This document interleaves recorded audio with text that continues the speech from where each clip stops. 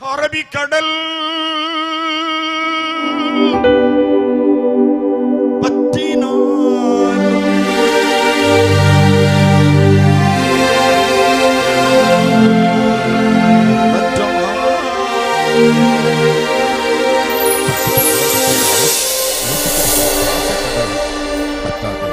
வங்காள விரிகுடா கடலே வற்றி போனாலும் என் இயேசு கிறிஸ்துவின் வாக்குத்தத்தம் மாறாது.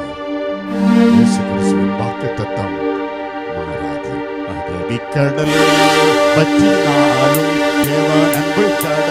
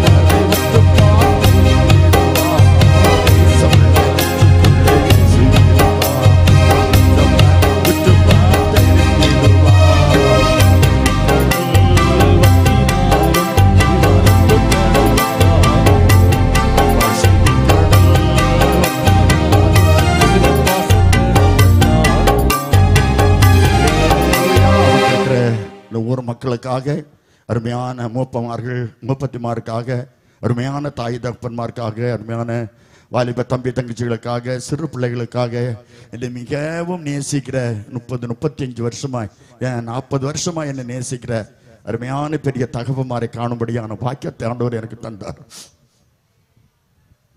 சியோன் மலை கன்வென்ஷன்ல அநேக தேவ பிள்ளைகளையும் அருமையான ஊழியக்காரர்களையும் காணும்படியான பாக்கியத்தை எனக்கு தந்தார். என்னுடைய வாழ்க்கையிலே பாஸ்டர் சபை பாஸ்டர் சொன்ன போல 25-30 வருஷத்துக்கு முன்னாலே இருந்தா அதே இஎஸ் மணி தான் இஎஸ் மணி. ஒரு அல்ல சொல்லுங்க அல்லேலூயா. இஎஸ் மணி தான். ஒரு அல்ல சொல்லுங்க, சத்தமா சொல்லுங்க.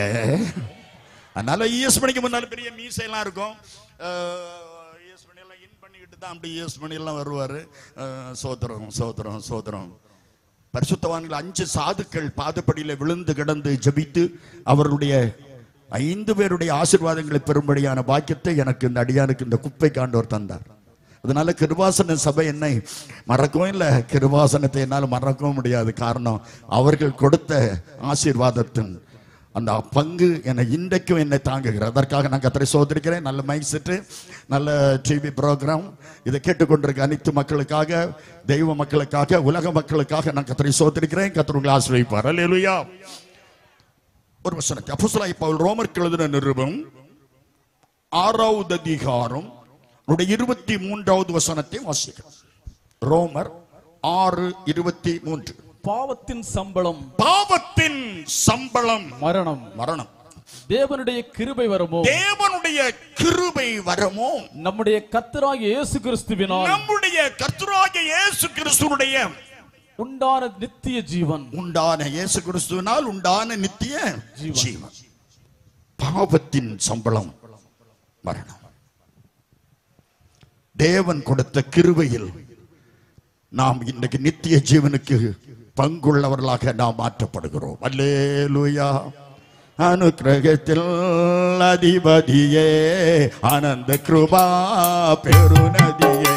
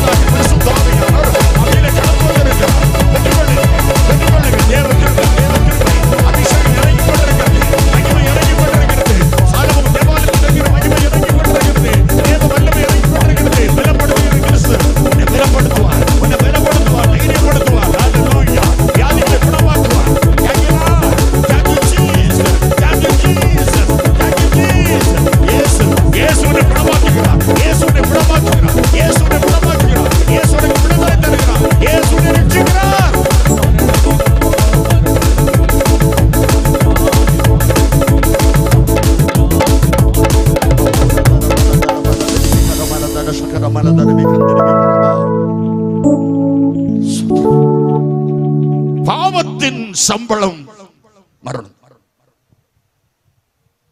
பாவம் செய்கிற ஆத்மா சாகும், பிழைக்காது, செத்து போகும். ஆதியாகமம் புஸ்தகம் 1வது அதிகாரம் 27வது வசனத்தை நாம் வாசிப்போமையானால், தேவன் தம்முடைய சாயலாக மனுஷனை சிருஷ்டித்தார். என்ன அழகா! தம்முடைய சாயலாக, நம்ம போலதான் ஆண்டவர் இருந்திருப்பார்.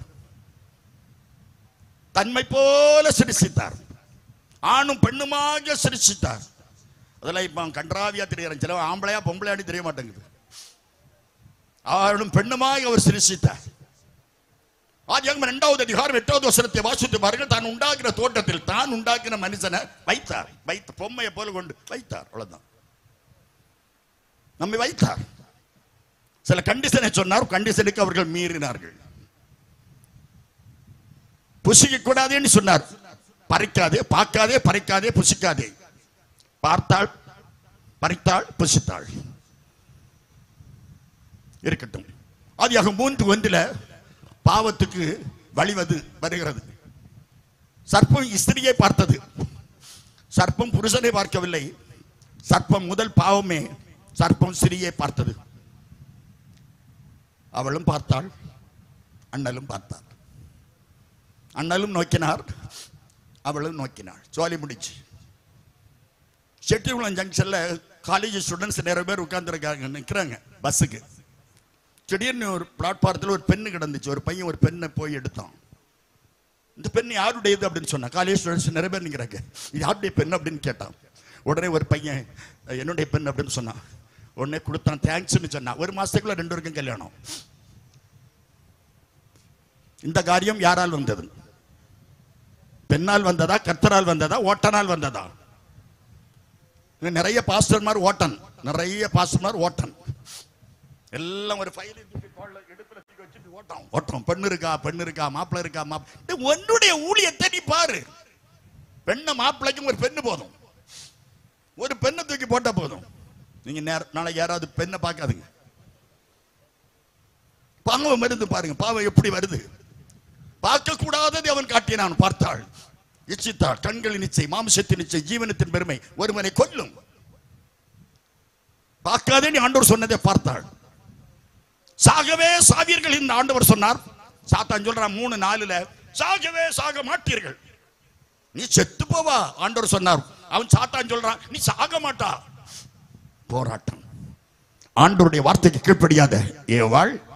ஏவாள் நல்ல பேர். ஆதாம் என்ன பேர்லாம் போட்டிருக்கான். எங்க வீட்டில் சில 2-3 கத்தி கிடக்கு. சில ஒவ்வொரு நாடுகளுக்கு போகும்போது சில கத்திகள் எல்லாம் நான் பார்த்துருக்கேன். நான் பார்த்துக்கிறேன், வாங்கியிருக்கேன். யார்கிட்ட கேட்டு வாங்கினது இல்லை. லைவ்ல போயிட்டு இருக்கு. ஒரு பாஸ்டர்கிட்ட நான் கத்தி வாங்கினதும் இல்லை, பிளேடு வாங்கினதும் இல்லை, ஒரு ரீஃபில் வாங்கினதும் இல்லை, ஒரு துண்டு துணி வாங்கினதும் இல்லை. ஒரு நாட்டில் ஏ கத்தி, சில கத்தியில போட்டு ஏ போட்டிருக்கு, ஏ கிளாஸ். ஆதாம் ஏவாளுக்கு நல்ல பேர் போட்டிருக்காங்க. என்ன வாழ்? ஏவாள். இவளுக்கு வாழ் தன்மை அவனுக்கு தெரியும். இவ வெட்டுனா, ஒருத்தி வெட்டுனா ஜோலி முடிஞ்சு. ஏன் பி வாழ் போடல? A class. நல்ல மியூசிக் டீம், ஏ கிளாஸ், நல்ல கீபோர்டு, சொல்லவே வேண்டாம். நல்ல டிவி சேனல், நல்ல அவங்களுக்கு சொல்லவே வேண்டாம். நல்ல ஆபரேட்டர்ஸ், அவங்களுக்கு சொல்லவே வேண்டாம். சிலவங்களுக்கு சொன்னாலும் புரியாது, இவங்களுக்கு சொல்லவே வேண்டாம். ஆண்டவர் சொன்ன பிறகும் தொடாதேன்னு சொன்னார், பார்க்காதேன்னு சொன்னார், கடிக்காதேன்னு சொன்னார். இந்த அம்மா படிச்சுட்டு, ஆனா அந்த அம்மாவுக்கு ஒரு தரிசனம் வந்துச்சு. நான் போகக்கூடாது, கள்ளை களவு செய்தால் என்னோடதையும் கூட்டிட்டு போவானா. ஏன்னா துணைக்கு ஆள் வேணுமா ஜெயில. அதனால குற்றம் செய்யாத ஒருவரையும் குற்றப்படுத்துவான். அவனும் உண்டு, எங்க அண்ணன் தான் அப்படி சொல்லிடுவான். அவனை அரெஸ்ட் பண்ணிடுவாங்க, 2 பேரையும் ஜெயில அனுப்பிடுவான். 2 பேரும் ஒரே செல்ல கிடப்பான். நான் அப்படி பல மாசம் ஜெயில கிடந்தவனாக்கும். திட்டங்கனவளை போலீஸ் ஆபிரகாமும் சிதறால் போலீஸ் முத்தையா அண்ணன் பெரியவர் அவர் இறந்துட்டாரு. சிதறால் முத்தையா அண்ணன், அவங்க 2 பேரும் தான் என்ன அரெஸ்ட் பண்ணாங்க. நான் அப்படி பல தடவை பல ஜெயில கிடந்தவன். இவர்கள் காட்டி கொடுப்பதற்காகவே, துணைக்காகவே கூப்பிடுவார். இந்த அம்மா ஏவாள் என்ன செய்தால் தெரியுமா? ஏவாள் என்ன செய்தா தெரியுமா? நான் போனாலும் பரவாயில்ல, எங்க வீட்டுக்காரரும் போயிடணும். அத்தான் அவன் செத்தான். கடிச்சு பாருங்க, நான் இதுவரை கொடுக்காதவா கொடுக்கிறா பாருங்க. கடிச்சான், ஜாலி முடிச்சு. பாவம் செய்து தேவ மகிமை இழந்து போனார்கள். ஆடி பாடி பாலும் தேனும் ஆராய்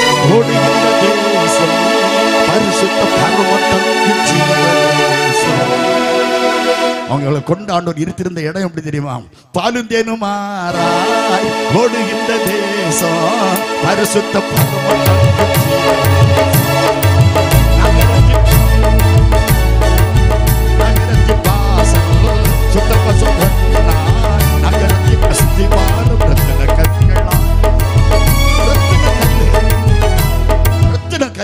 மிதிக்கிறாங்க பாருங்க. ரத்தின கல்லு பாருங்க, ரத்தின கல்லுல மிதிச்சு போறாங்க. அப்படிப்பட்ட இடத்துல கொண்டு ஆண்டவர் வச்சிருந்தார் தெரியுமா?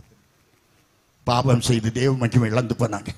3:9 ஆதாமே எங்கே இருக்கிறாய் என்று கூப்பிட்டார். ஒரு தனி சத்தம் போட்டு ஆண்டவர் கூப்பிடுறாருனாலே அவன் பக்கத்துல இல்லை என்று அர்த்தம். ஆதாமே எங்கே இருக்கிறாய்? ஆண்டவரே, அதற்கு ஆதாம், நான் தேவருடைய சத்தத்தை தோட்டத்தில் கேட்டு நான் நிர்வாணியாய் இருப்பதினால்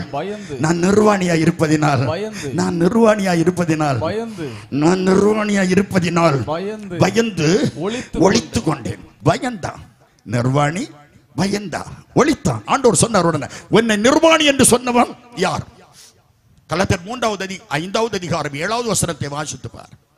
கலாத்தியர் 5வது அதிகாரம் 7வது வசனம் சொல்கிறது, நீங்கள் நன்றாய் ஓடினீர்களே, சத்தியத்திற்கு கீழ்ப்படியாமல் போக உங்களை தடை செய்தவன் யார்? உன்னை நிர்வாணி என்று சொன்னவன் யார்? உன்னை தடை செய்தவன் யார்? ஓட்டத்தை தடுத்தவன் யார்? கிருபையை தடுத்தவன் யார்? ரட்சிப்பை தடுத்தவன் யார்? உன்னை ஞானஸ்நானம் எடுக்க விடாதபடி தடுத்தவன் யார்? உன்னை ரட்சிக்க விடாதபடி தடுத்தவன் யார்? ஏதோ ஒருத்தன் கிராஸ் பண்ணியிருக்கான். ஆதியா 3:24 வெளியே பண்ணிட்டாரு. வெளியே போ, தோட்டத்தை வெளியே போ. உனக்கு தோட்டத்தில் இடம் இல்லை. என் ஜனம் வெளியே போகும் போதும் நிர்வாணியா சுற்றி தெரியக்கூடாது என்று சொல்லி ஆதியாக 3:21 ஒரு ஆட்டை அடித்து தோலை எடுத்து தோல் உடைகளை உண்டாக்கி ஆதாமுக்கும் அவன் மனைவி ஏவாளுக்கும் உடுத்தினார். ஆண்டவர் தான் உடுத்தினார். ஃபர்ஸ்ட் டெய்லர் அவர் தான். அல்லேலூயா.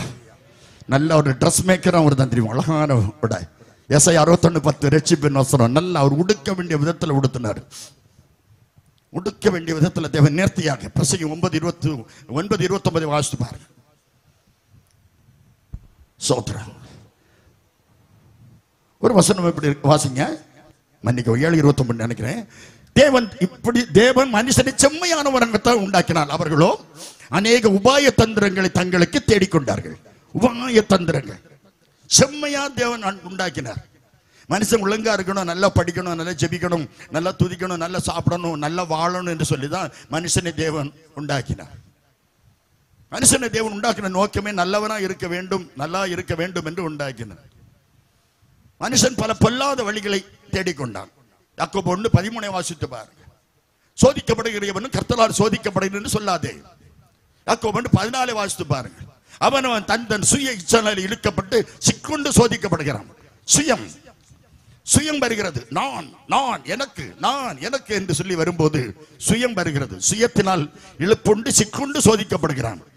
ஆண்டவர் தோல் உடைகளை உண்டாக்கினார். ஆனால் அவர்களுக்கு உடுத்தின போதும் ஏதேன் தோட்டத்தை விட்டு வெளியே தள்ளிவிட்டார். காரணம், பாவம் அவர்களை தேவ சமூகத்தை விட்டு பிரித்தது, தேவனை விட்டு பிரித்தது, தேவனுடைய அன்பை விட்டு பிரித்தது. ஆதியாகமம் புத்தகம் 4வது அதிகாரம் 7வது வசனத்தை வாசித்து பாருங்கள். காயினை குறித்து சொல்லப்பட்டிருக்கிறது. நீ நன்மை செய்தால் மேன்மை இல்லையோ?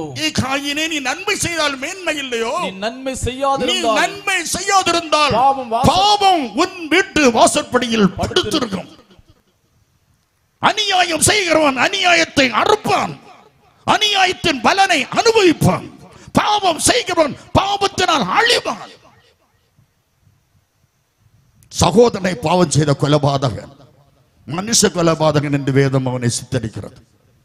4:12 பூமியின் நிலையற்று நீ அலைகிறவனா இருப்பாய். உனக்கு அலைச்சல் தான்டா, உனக்கு அலைச்சல் தான். பாவம் செய்தவன் அலைந்து திரிவான்.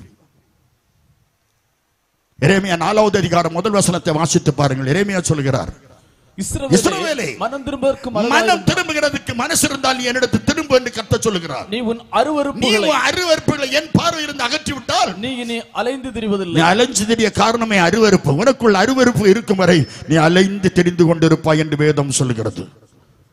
பாவம் இருக்கும் வரை தோல்விதான். பாவம் இருக்கும் வரை உனக்கு வெற்றி பெற முடியாது. பாவத்தின் சம்பளம் மரணம் தான். பாவம் உனக்குள் இருக்கும் வரைக்கும் தோல்விக்கு மேல் தோல்வி வந்து கொண்டே இருக்கும். ஒரு மனுஷன் தேவனை அறியாதபடி, தேவனை புரிந்து கொள்ளாதபடி இருக்கும் போது, தேவனிடத்தில் வரும்போது அவன் எப்படிப்பட்ட பாவியாய் இருந்தாலும் அவனை மன்னிப்பதற்கு அவர் கிருபாதாரம் உள்ளவராய், கிருபை உள்ளவராய் இருக்கிறார். அல்லேலூயா. பாவிகளை 1 தீமோத்தேயு 1வது அதிகாரம் 15வது வசனத்தை வாசித்து பாருங்கள். பாவிகளை ரட்சிக்க கிறிஸ்து இயேசு உலகத்திற்கு வந்தார் என்ற உண்மை சகல அங்கீகரிப்புக்கும் பாத்திரம் உள்ளது. 1 யோவான் 3வது அதிகாரம் 8வது வசனத்தை வாசித்து பாருங்க. பாவம் செய்கிறவன் பிசாசினால் உண்டாயிருக்கிறான். ஏனெனில் பிசாசானவன் ஆதி முதல் பாவம் செய்கிறான். ஆதி முதல் அவன் பாவம் செய்துட்டான். ஆதி முதல் 3வது அதிகாரத்தில் ஆதியாகமத்தில் பாவம் தான் தொடர்ந்து பிடிக்கிறது. பாவம் செய்கிறவன் பிசாசினால் உண்டாயிருக்கிறான். நீதிமொழிகள் 28:13 வாசித்து பாருங்கள். தன் பாவங்களை மறைக்கிறவன் வாழ்வடைய மாட்டான். அறிக்கை செய்து விட்டு விடுகிறவன் இரக்கத்தை பெறுவான். பாவம் ஒரு மனுஷன் செய்து விட்டான், தன் பாவங்களை உணர்ந்து நான் செய்வது பாவம் என்பதை நினைத்து அவன் தேவ சமூகத்தில் அழுது கதர்வானே. ஆனால் தேவ சமூகத்தில் விழுந்து ஆண்டவரே என் பாவத்தை மன்னியும் அவன் கதரும் போது அவன் பாவங்கள் அவனுக்கு மன்னிக்கப்படுகிறது. உன் ரத்தம் வர சிவப்பா இருந்தாலும் இந்த பாவத்தை பஞ்சை போல வெண்மையாக்க என் தேவன் ஒருவரால் முடியும். நான் பிரசங்கிக்கிற இயேசு உன் பாவத்தை எல்லாம் மன்னிக்க வல்லவராக இருக்கிறார். அல்லேலூயா, அல்லேலூயா, அல்லேலூயா.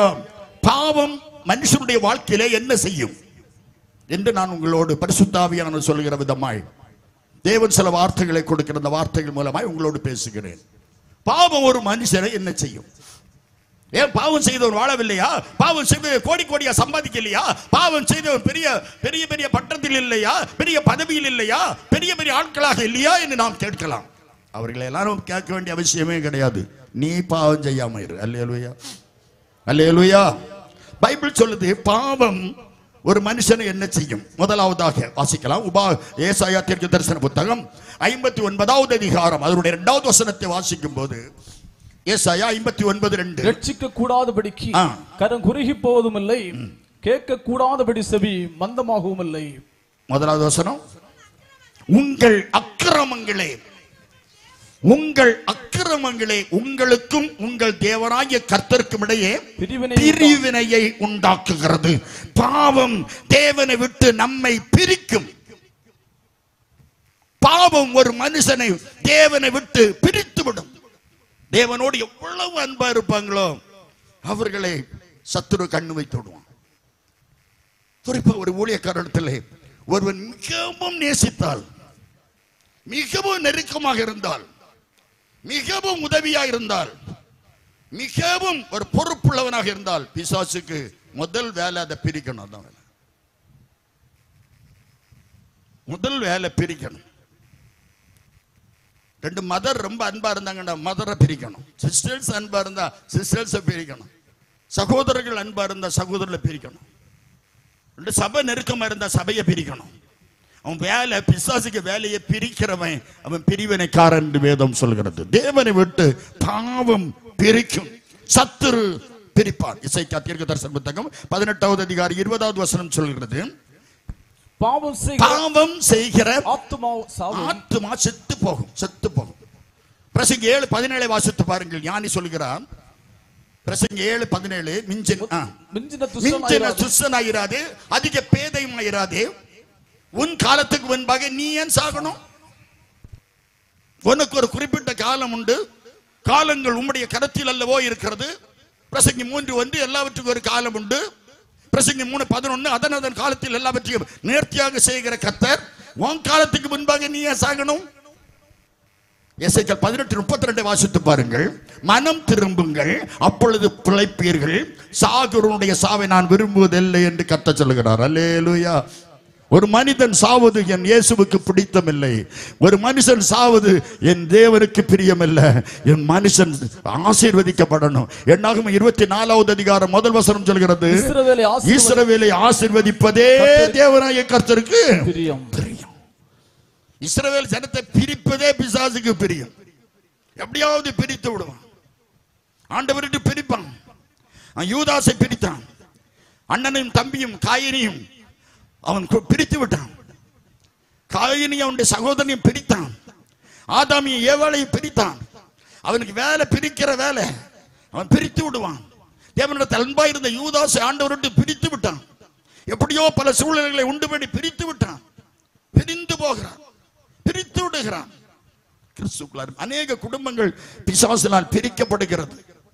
அநேக குடும்பங்கள் கணவனை மனைவி பிடிச்சிருவான், பிள்ளைங்களை பிரித்து விடுவான், பெற்றோரை பிரித்து விடுவான், ஊழியக்காரர்களை பிரித்து விடுவான். அநேக இடங்களில் உபாய தந்திரங்கள் மூலமாய், அநேக சோத்திரம் தேவனுக்கு பிடித்தம் இல்லாத செய்கைகள் மூலமாய் பிரித்து விடுவான். குற்றம் சாட்டியே பிரிப்பான். குற்றம் ஒரு குற்றமும் இருக்காது, அவர்களை குற்றப்படுத்துவான். எப்படியாவது பிரிக்க வேண்டும் என்று அவனுடைய எண்ணம் இருந்தது. தேவன் அந்த சத்துருவையிலிருந்து மனம் திரும்பும் போது தேவன் அதிசயத்தை செய்வார். அல்லேலூயா. மனம் திரும்புகிற போது எந்த சத்துருவும் கிட்ட வரவே முடியாது. மனம் திரும்புகிற பாவி நிமித்தம் பரலோகத்தில் மிகுந்த மகிழ்ச்சி ஒன்றாயிருக்கிறது. லூக்கா எழுதின சுவிசேஷத்திலே 15வது அதிகாரத்தில் 13வது வசனம் அனைவரும் அறிந்த ஒரு பகுதி தான். இளையகுமாரன் தகப்பனை விட்டு தூர தேசத்திற்கு போகிறான், பிரிந்து போகிறான். அவனுக்கு இருந்த ஒன்றே ஒன்று சொத்தாசை. எப்படியாவது எனக்கு அந்த சொத்தை பிரிக்க வேண்டும். என் தகப்பனுடைய சொந்தம் சுதந்திரமாய் இருக்கிற சொத்தை பிரிக்க வேண்டும். தகப்பனுக்கும் இவனுக்கும் இருந்த பந்தத்தை பிரிக்க வேண்டும். சாத்தானுடைய ஒரே எண்ணம், பிசாசுடைய ஒரே தந்திரம், தகப்பனுக்கும் மகனுக்கும் இருக்கிற உறவை பிரிக்கணும். நாம் யாரிடத்தில் அன்பா இருப்போமோ அவங்களை எப்படியாவது கண்ணி வைத்து உபாய தந்திரம். எங்க ஊர்ல ஒரு அருமையான ஒரு குடும்பம் இருந்தது. நல்ல குடும்பம், ரொம்ப அன்பு செலுத்துகிற குடும்பம். கணவனும் மனைவி ரொம்ப அன்பா இருப்பாங்க. எது கேட்டாலும் புருஷன்கிட்ட கேட்டு செய்வாங்க. எது கேட்டாலும் அவங்க மனைவி கிட்ட கேட்டு செய்வாங்க. இதை செய்யலாமா, இதை கொடுக்கலாமா என்று கேட்டு கொடுப்பாங்க. ரொம்ப அன்பா இருப்பாங்க. ஒரு நாள் திடீர்னு ஒரு தீர்க்கதரிசி வருகிறது. கையில் ஒரு பை கொண்டு வந்து, அதுக்கு டினாமினேஷன் கிடையாது, சோத்திரம். அது எந்த சபையிலிருந்து வருகிறது என்றால் கிடையாது. அது சபைக்கு அடங்காத்தது, புருஷனுக்கு அடங்காத்தது, ஊழியக்காரனுக்கு அடங்காதது. அவுத்து விட்ட கழுதை ஒண்ணு வருது இந்த வீட்டுக்குள்ள வந்து, அக்கா உங்களுக்கு சோத்திரம், அக்கா கர்த்தருக்கு சோத்திரம், அக்கா உங்க வீட்டுக்கு வரணும்னு ஆண்டவர் என்கிட்ட ஏவினார். உடனே இவ ஏவாளா மாறி இருக்கணும். ஏவனா ஏவிட்டு போட்டு போ, என்கிட்ட ஏவலன்னு சொல்லி இருக்கணும். சொல்லல, இவ கூப்பிட்டா, வாங்க என்ன நடந்தது அக்கா. ஓ சோத்திரம். கட்ட துறப்பா உண்டோ இல்லையோ தெரியல, இவ எடுத்திருக்கணும். உடனே அந்த பிசாச சோத்திரம் சொன்னா, அக்கா உங்க புருஷன் உங்ககிட்ட ரொம்ப அன்பா இருக்காரு. ஆமா, உங்க புருஷன் உங்ககிட்ட ரொம்ப அன்பா இருக்காரு, நன்றா கவனித்துக் கொள்ளுங்க. உங்க புருஷன் உங்ககிட்ட ரொம்ப அன்பா இருக்காரு. ஆமா அக்கா, கொஞ்சம் பார்த்து ஜெபிங்கக்கா, உங்க புருஷனுக்காக அதிகமாக ஜெபிங்கக்கா என்று சொன்னால் போய்விட்டாள். உங்க புருஷனை கொஞ்சம் பார்த்துக்கிடுங்க. இவர் சாயங்காலம் வராரு. வந்த உடனே சோத்திரம் சந்தோஷமா வந்தார். எல்லா நாளும் வாங்க, ஏன் இவ்வளவு லேட்டு அப்படின்லாம் கேட்பாங்க மனைவி அப்படின்னு சொல்லுவாங்க. வந்தோடனே நீ எல்லாம் ஒரு மனுஷனா, போட்டாலே ஒரு போடு. பிசாசு உன் வீட்டு நடையில உனக்கு ஊழியக்கார சகோதரியை தவிர தேர்ட் பர்சன் வரக்கூடாது. வந்தா கெஸ்டா கேட்டு நின்று கேட்டு பதில் சொல்லி அனுப்பியிருக்கு. உட்கார்ந்திருந்து உனக்காக உபவாசம் பண்ணவும், உனக்காக ஜெபிக்கவும் உனக்கு ஸ்தாபனம் இருக்கிறது, உனக்கு ஊழியக்காரனுடைய மேய்ப்பன் இருக்கிறோம். ஒரு அல்லல சொல்லுமா, குடும்பம் பிரிந்து விட்டது, குடும்பம் அழுதது, குடும்பம் கதறியது. ஐயோ என் மனைவி நல்லா இருந்த மனைவி எவ்வளோ ஒருத்தி வந்து தீர்க்க தரிசனம் சொல்லி பிரித்து விட்டாளே. சாப்பிட மாட்டாங்க, தற்கொலை பண்ண போறா, என் பிள்ளைகளுக்கு எல்லாம் சாப்பாடு பொங்கல, என் பிள்ளைகள் அழுறாங்க, ஐயோ என்னால நிம்மதி இல்லை, நல்லா இருந்த மனைவி. செய்தி ஒரு சில ஊழியக்காரர்கள் மூலமாக வந்தது. நாங்கள் ஜெபிக்க ஆரம்பித்தோம். அந்த குடும்பம் ஜெபிக்க ஆரம்பித்தது. அந்த சகோதரியை வலுக்கட்டாயமா பிடித்து வைத்து நாங்கள் ஜெபித்தோம், ஆலோசனை சொன்னோம். இந்த குடும்பம் நல்லா சமாதானமா இருக்கிறேன். யாரையும் வீட்டுக்குள்ள ஏற்றக்கூடாது. கொண்டிருக்கக்கூடிய பைபிளுக்குள்ள சில மாயப்பொடிகள் இருக்கலாம், ஏத்தாத. அல்லேலூயா. சொந்தம் இல்ல, பந்தம் இல்ல, வந்த வழி நிலையும் இல்ல, சொந்தனை பகிர்ந்து கொள்ள தாகம் தீர்க்க யாரும் இல்லை.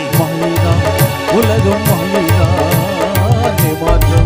உலகம் மாயைதான், உலகம் மாயைதான், ஏமாற்றும் உலகம் மாயைதான். உலகில் அமைதி தேடி உறங்காமல் பலரும் உண்டு, உள்ளத்தில் நிம்மதி நாடி என்று வரை அல்பருண்டு. நம்பாதே உலகை, நம்பாதே நம்பினே மோசம் போகாதே. நம்பாதே உலகை, நம்பாதே நம்பினே மோசம் போகாதே. இளைய குமாரன் தகப்பனை பார்த்து எனக்கு வரும் பங்கு எனக்கு தாரும். பெத்த மகன் தகப்பனத்து கேட்கிறான், எனக்கு வரும் பங்கு எனக்கு தாரும். இது பிசாசின் தந்திரம். பெற்றோர்களே, சத்துரு உங்க பிள்ளைகளின் மீது கவனம் வைக்கிறான். எனக்கு வரும் பங்கு எனக்கு தாரும். உனக்கு பங்கு உனக்கு தானே. அண்ணன் தம்பி 2 பேர் இருந்தா 2 பேருக்கு தானே ஷேர். உனக்கு பங்கு உனக்கு வரும் அல்லவா. இவன் கேட்க, எனக்கு வரும் பங்கு எனக்கு பிரித்து தாரும். பிரிவினை, ஒரு குடும்பத்தில் பிரிவினை வருவது பிசாசின் தந்திரம். ஒரு குடும்பத்தில் பிசாசு பிரித்து விடுகிறான் அநேகம் பேரை. பாவம் பாவம். இளைய குமாரனுடைய பின்னிலைவை பார்ப்பீர்களே, ஆனால் இளைய குமாரனுடைய பாவம் தகப்பனையும் அவனையும் விட்டு பிரித்தது. தகப்பனுடைய சொந்தத்தை பிரித்தது, தகப்பனுடைய பந்தத்தை பிரித்தது, தகப்பனுடைய ஆஸ்தியை பிரித்தது. சில பிள்ளைகள் நல்லா தான் இருப்பாங்க, திடீர்னு சொல்லுவாங்க, அப்பா என்னடா மோனே எனக்கு உள்ளது அண்ணனுக்கு எனக்கு அந்த சொத்தை பங்கு வச்சு தரப்படாதா? மனைவி சொன்னாலோ பாவம் அந்த பிள்ளை, பேர் அவ்வளவு கெட்ட பேர் மருமகளுக்கு. இவன் கேட்டான், இவன் கொழுப்பு சுத்தி கேட்டான். பாவம், நீ கட்டி கொண்டு வந்தாய். அவ சொன்னாலோ சொத்து பங்கு வைத்து கேட்டாலோ என்று சொல்லி விடுவார்கள். என் அருமையான விசுவாச குடும்பங்களே, சத்துரு பிரிவினை ஆவியை கொண்டு வருகிறது. செபிக்கதை தவிர வேற வழியே கிடையாது. உடனே ஊழியக்காரங்கிட்ட சொல்லணும், வாங்க ஐயா ஜெபம் பண்ணுவான். என் குடும்பத்தில் பிரிவினை ஆவி வருகிறது, குடும்பத்தில் சபையிலே குடும்பத்தில் அநேக பிரிவினை ஆவியை சத்துரு கொண்டு வருகிறான். குடும்பம் பிரிந்து விடக்கூடாது, பிள்ளைகள் பிரிந்து விடக்கூடாது, பெற்றோர்கள் பிரிந்து விடக்கூடாது. பிரிவினையை கொண்டு வருகிறது பிசாசு, சண்டையை கொண்டு வருவது பிசாசு, சொத்து பங்கு வைத்து கேட்பது பிசாசு தந்திரம். தகுப்பேன் பயந்து கொடுத்தாரோ தெரிஞ்சு கொடுத்தாரோ தெரியாது, சொத்தை பங்கு வச்சு கொடுத்துட்டாரு. போடா, அழுத்திருப்பார் தெரியுமா? கலங்கின நேரங்களில் கைதூக்கி எடுத்தவர் பள்ளத்தாக்கில் கலங்கின நேரங்களில் கைதூக்கி எடுத்தவர் பள்ளத்தாக்கில் உறவுகள் மறந்தாலும் உறவுகள் மறந்தாலும் காலங்கள் மாறினாலும்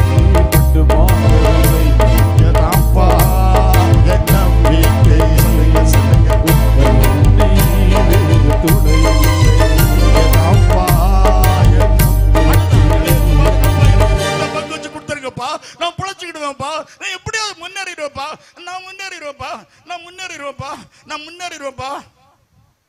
சரி மேலே கொண்டு போ. அந்த நேரத்திலையும் லூக்கா 15வது அதிகாரம் 25வது வசனத்தை வாசித்து பாருங்கள். அவனுடைய மூத்த குமாரன் வயலில் இருந்தான். 6 நாள் கன்வென்ஷன் வச்சாலும் மூத்தவன் வயல்ல தான் இருப்பான்.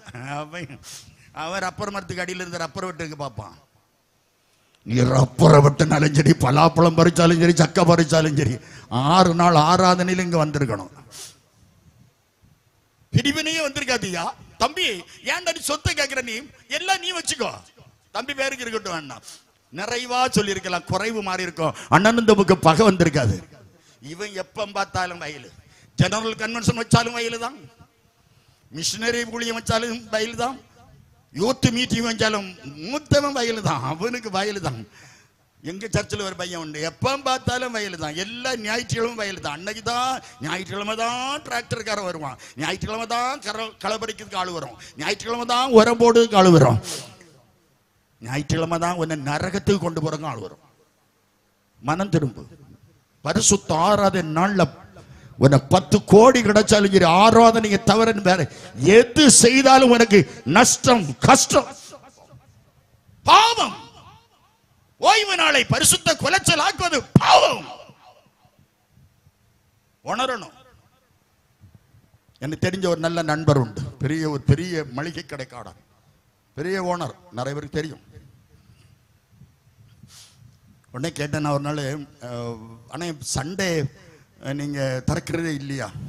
இல்லை பாஸ், சண்டே திறக்க மாட்டோம், சாட்டர்டே 1 மணிக்கு கூட கடை திறந்து வச்சிருப்பேன். நைட்டில் 11 மணி 12 மணிக்கு தான் போட்டுவோம். சண்டே கிடைக்க வேண்டியது எனக்கு ஆண்டவர் சாட்டர்டே தந்துடுவார். ஒரு என்ன சொல்லுங்க, நம்ம எல்லாருக்குமே தெரியும். சாட்டர்டே சண்டே கிடைக்கிறத எனக்கு சாட்டர்டே ஆண்டவர் தந்துடுவார். ஒரு சண்டே எனக்கு 4 லட்சம் ரூபாய், ஒரு சண்டே 4 லட்சம் ரூபாய்க்கு வியாபாரம் போகும் பாஸ்டர். ஆனால் நான் பரிசுத்த ஆராதனைக்கு நான் போகிறவன். ஆனால் எனக்கு கர்த்தர் எல்லாவற்றையும் எனக்கு சாட்டர்டே தந்துடுவார். நிறைவானது வரும்போது குறைவானது சிலவங்களுக்கு என்னத்தை கொடுத்தாலும் நிறையாது. என்னத்தை மடி நிறைய கொடுத்தாலும் சரிதான், கார் நிறைய கொடுத்தாலும் சரிதான். நிறைவா சொல்லுங்க, நிறைவா சொல்லுங்க, நிறைவா சொல்லுங்க. பச்சை மாங்காயை கடிச்சு தின்னுக்கிட்டு ஸ்கூலுக்கு போன இஎஸ் மணி உங்க முன்னால் பேசுறேன். கிழிஞ்ச பீத்த சட்டையை போட்டுக்கிட்டு பொம்பளை பிள்ளைய பார்த்து சிரிக்கணும்னு சொல்லி கையை வச்சு பொத்துக்கிட்டு ஸ்கூலுக்கு போன இஎஸ் மணி தான் உங்க முன்னால் வந்து நின்று பேசி கொண்டிருக்கிறேன். 5 நோட்டுக்கு ஒரே ஒரு நோட்டில் 5 பாடம் எழுதின இஎஸ் மணி தான் நிற்கிறேன். பென்சில் கிடையாது, பென்னு கிடையாது, ரப்பர் கிடையாது, சோப்பை கண்டதே கிடையாது, சீப்பு எங்களுக்கு தேவையில்லை. இப்படி வாழ்ந்த ஒரு இஎஸ் மணி தான் உங்க முன்னால பேசிக்கிட்டு இருக்கேன். என்றைக்கு இந்த வேத புஸ்தகம் என் கையில வந்ததோ கர்த்தர் எங்களை கோடி மடங்கு எங்களை ஆசீர்வதிக்க ஆரம்பித்தார். இந்த வேத புஸ்தகங்களை உயர்த்திட்டு என் இயேசு, நான் பிரசங்கிக்கிற இயேசு எங்களை உயர்த்தினார். எங்கள் பாவங்களை அறிக்கை செய்து இயேசுவை ஏற்றுக்கொண்ட போது, பாவங்கள் அறிக்கை செய்து இயேசுவை சொந்த ரட்சகராய் ஏற்றுக்கொண்ட போது இயேசு எங்களை உயர்த்தினார். இயேசு எங்களை ஆசீர்வதித்தார். இயேசு குடும்பத்தை ஆசீர்வதித்தார். இயேசு சகோதர சகோதரிகளை ஆசீர்வதித்தார். காரணம், இளையகுமாரனுக்கு சொத்தின் மேல் கவனம் இருந்தது, மூத்தவனுக்கு வயலின் மேல் கவனம் இருந்தது, தகப்பனுக்கு 2 பிள்ளைகள் மீது கவனம் இருந்தது. இளையவன் போயிட்ட நிம்மதி இல்லை. என் இளையவன் ஒரு நாள் அது வருவான் என்று தகப்பன் நம்பி இருந்தார்.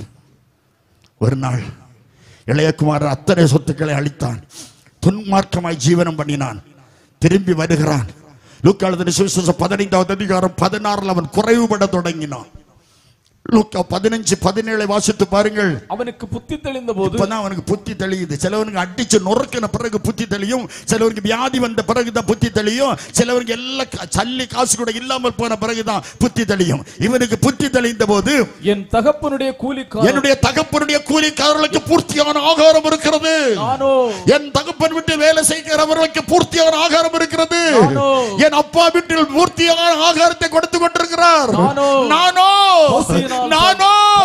தகப்பனிடத்தில் சொத்தை வாங்கின, நானோ தகப்பனிடத்தில் சொத்தை பிரித்து வாங்கின, நானோ தகப்பனிடத்தில் சொத்தை பங்கு வச்சு தாரிமாட்டி கேட்ட, நானோ சாகிறேனே.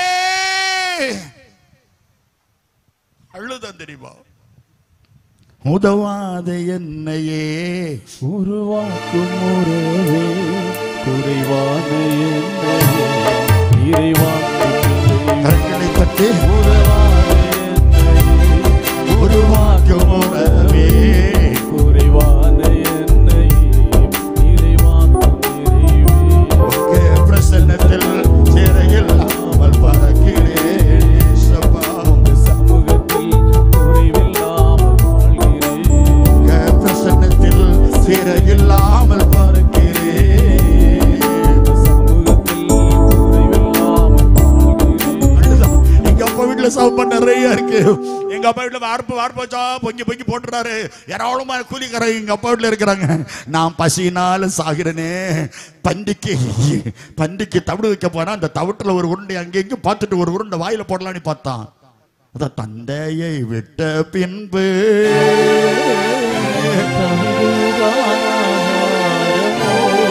தந்தையை விட்ட தவிடு இல்லவனுக்கு மண்ணு தானும் கிடைக்காது. தவிடு இல்லவனுக்கு தகவல் விட்டு வந்து எங்க அப்பா வீட்டுல நிறைய சாப்பாடு, நான் தவிடு கூட எனக்கு கிடைக்க முடியலையேன்னு அழுதுருப்பான். அழுதான். சிலவன் அட்டி வாங்கினா தான் திருந்துவான். அழுதான். பாருங்க, லூக்கா 15வது அதிகாரத்தில் 10வது வசனம் 18 மன்னிக்கவும். நான் எழுந்துருவேன். என் தகப்பனிடத்தில் நீ சப்பாடி போல இன்னும் இருக்காத மனுஷனா, நீ ஒரே இருப்பு செத்து பிற அடக்கம் பண்ண போறதுக்கா? எழுந்துரு. எபேசியர் 4:22 அந்தபடி மோசமாக்கும் இச்சைகளாலே கெட்டு போற பழைய மனுஷனை விட்டு எழுந்துரு. பழைய குணம் எழுந்துரு, பழைய இச்சை எழுந்துரு. அப்போஸ்தலர் 2:40 மாறுபாடுள்ள சந்ததி விட்டு எழுந்துரு. சீட்டு விளையாட்டுக்காரன் கூட உனக்கு என்ன தொடர்பு? குடிகாரன் கூட உனக்கு என்ன தொடர்பு? கலாச்சாரங்கள், நாட்டியம், நாடகம், சினிமா, பைத்தியம் படித்தவங்க கூட உனக்கு என்ன தொடர்பு? மனம் திரும்பு, எழுந்துரு. எங்க அப்பா வீட்டுல ஆகாரம் இருக்கிறது, கூலிக்காரர்கள் நிறைய பேர் இருக்கிறாங்க. நான் பசினால சாகினேன். நான் எழுந்து எங்க அப்பா வீட்டுக்கு போய் சாட்சிக்காரன் காலில் விழாத, பணம் கொடுக்கணும். சண்டைக்காரன் காலில் விழுந்துரு, அவன் மன்னிச்சிருவான். ஒரு அல்ல சொல்லுங்க, விழுந்துரு. ஒரு பனை மரத்துல ஒரு வடலி நின்றது. 18 ஓலை விட்டிருந்தது. சின்ன வடலி 18, கொஞ்சம் இவ்வளவு உயரம் இருக்கும். நடு வரப்பில் இருக்கு. அண்ணனுக்கு தம்பிக்குள்ள வரப்பு. மூத்தண்ணன் கேட்டார், தம்பி. மூத்தவர் கேட்டார், தம்பி உனக்கு வேற பணம் நிறைய இருக்கு, எனக்கு வேற பணம் இல்லை, அதனால இந்த ஒரு பனை மரத்தை எனக்கு விட்டு தந்துரு தம்பி. அதுக்குள்ள பூமியை நீ அப்படி பேக்கோட எடுத்துக்க அப்படின்னு சொன்ன. இல்லை, இந்த பனையை விட மாட்டேன். அளவுக்காரன் உண்டு. 3 ஆபீஸ்ல இருந்து அளவுக்காரங்க வந்திருக்காங்க, சர்வே பண்ணக்கூடியவங்க. விட மாட்டேன். எனக்கு தான் அந்த பனை வேணும். அவர் மூத்தவர், எனக்கு தான் வேணும். நான் தான் வளர்த்தாய், நான் தான் அந்த பனையை நட்டினேன், இல்லை நான் தான் வளர்த்துருக்கேன், எனக்கு வேணும், எனக்கு வேணும், எனக்கு வேணும், எனக்கு வேணும். சும்மா ஒருத்தன் பக்கத்தில் இந்த சின்ன சின்ன கொலைகளெல்லாம் வெட்டி எடுத்து இந்த இடத்த கிளீன் பண்ணுறதுக்காக வைத்திருந்த ஒரு அருவாளை பக்கத்தில் வாங்கி ஒரு வெட்டிட்டான். மூத்தவருக்கு மகன் இளையவரை. அந்த வடலி மூட்டில் இளையவர் செத்துட்டார். எல்லாம் அரெஸ்ட் ஆகினாங்க. அப்படியே கொஞ்ச நாள் கழிஞ்சு கடைசியில் இளையவருக்கு மகன், அவர் ஒரு நல்ல ஒரு ஆசிரியர். அவர் ஸ்கூலில் வேலை பார்த்த இடத்துல இருந்து அவரை பைய பைக்கில் ஏற்றி நான் வீட்டில் கொண்டு விட்டுறேன்னு கூட்டிகிட்டு வந்து அந்த பனை மரத்து மூட்டில் வச்சு அவரை வெட்டிட்டான். அண்ணனும் தம்பியும் 18 ஓலை விட்ட சின்ன பனைமரத்து மூட்டில் செத்தார்கள். 13 வருஷ கேஸ் நடந்து அண்ணனுக்கு பிள்ளைகளும் தம்பிக்க பிள்ளைகளும் வக்கீலுக்கெல்லாம் படித்தவர்கள் உண்டு. கடைசியில் வருமானமாகி ஒற்றுமையாகி 2 பேரும் கேஸை வாபஸ் பண்ணி ஒரு தங்கச்சி கல்யாணத்தை 2 குடும்பம் சேர்ந்து நடத்தினார்கள். அல்லேலூயா. செத்தது எத்தனை பேர்? கொஞ்சம் பொறுத்து இருந்தா போதுமாடா. எனக்கு பனைமரமா வேணும். ஒரு இஞ்சி விட்டு கொடுக்க மாட்டேங்கிறிய பாதைக்கு. ஒரு புளிய மரத்தை விட மாட்டேங்கிறிய. ஒரு பனை ஓலையை விட மாட்டேங்கிறிய. வானத்தில் வானத்தில் நடுவானத்தில் இயேசுவின் கைகளில் பேரளவுங்க விட்டு கொடுக்காத ஒரு புருஷனுக்கு விட்டு கொடுக்காத மனைவி, ஒரு மனைவிக்கு விட்டு கொடுக்காத புருஷன். நமக்கெல்லாம் ஆண்டவர் காண்டாமிருகத்துக்கு அந்த பலத்தை தந்திருக்காரு. என்ன பலம்? காண்டாமிருகத்துக்கு கொம்பு எங்க இருக்கும்? நமக்கு கோபம் எங்க இருக்கு? என்ன இந்த கூட்டத்துக்கு வரும்போதும் சண்டை போட்டு வந்தீங்க? கோபம். புத்தி தெளிந்தது. இளைய குமாரனுக்கு புத்தி தெளிந்தது. சபையே, உனக்கு இன்னும் புத்தி தெளிய வேண்டிய காரியத்தில் புத்தி தெளியணும். நான் எங்க அப்பா வீட்டுக்கு போவேன். அப்பா தோப்பன டாங்க தாய டீங்க ரெண்டையும் சேர்த்து டாடி டாங்கா டீங்க.